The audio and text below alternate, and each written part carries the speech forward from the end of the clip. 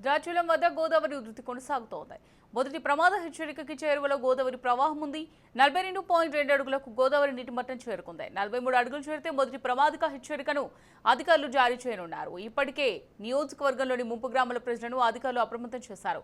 ముందస్తు సహాయక చర్యలు చేపట్టాలని జిల్లా కలెక్టర్ ఆదేశించారు.